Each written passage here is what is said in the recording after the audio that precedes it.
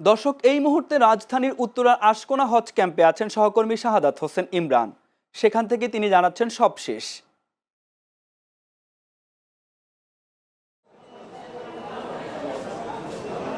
জি কামরুল, যেমনটি আপনি বলছিলেন, মহান আল্লাহ তাআলার সন্তুষ্টি কামনায় পবিত্র হজ পালনের উদ্দেশ্যে কিন্তু সকাল থেকে ভোর রাত থেকেই হাজিরা কিন্তু হজ ক্যাম্প আসতে শুরু করেছে। আমি যদি আপনাদের এখানকার চিত্র দেখাতে চাই, আপনারা দেখছেন যে হাজিদের যারা পবিত্র হজ পালন করতে যাবে তারা কিন্তু এখানে হাজিদের উপস্থিতি কিন্তু চোখে পড়ার মতো, এবং তারা কিন্তু তাদের যে নির্দিষ্ট যে ফ্লাইটটি আছে সেই ফ্লাইটটিতে তারা যাওয়ার জন্য তাদের প্রস্তুতি কিন্তু আস্তে আস্তে সম্পূর্ণ করছেন। ইতিমধ্যেই গতকাল রাত থেকেই কিন্তু আপনার জানেন যে প্রথম যে একটা ফ্লাইট দিয়ে যাত্রা শুরু হয়, সেই ফ্লাইটটিতে 419 জন যাত্রী নিয়ে কিন্তু আপনার যাত্রা শুরু হয়।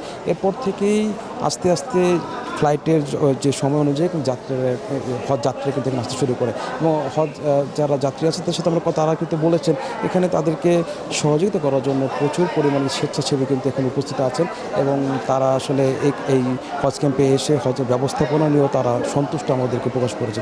তারা বলছেন যে তেমন এখানে কোনো সমস্যা নেই। এবং আমি যদি আপনাদেরকে একটু জানিয়ে রাখি যে আজকের মাধ্যমে কিন্তু আপনার শুরুর মাধ্যমেই শুরু হয়েছে পবিত্র হজের যে ফ্লাইটের যাত্রা। তো আজকে কিন্তু 18টি কিন্তু আপনার হচ্ছে ফ্লাইটে শনিবার সম্পন্ন করবে, তারা আমাদের জানিয়েছেন।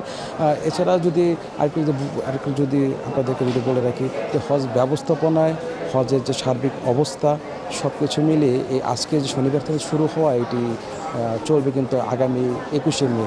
এর মাধ্যমে কিন্তু হচ্ছে 21শে মে শেষের মাধ্যমে সম্পন্ন হবে কিন্তু এবারে পবিত্র হজ যাত্রা। তো এই ছিল আমার কাছে আশকোনা হজ ক্যাম্প থেকে বিস্তারিত। কামরুল।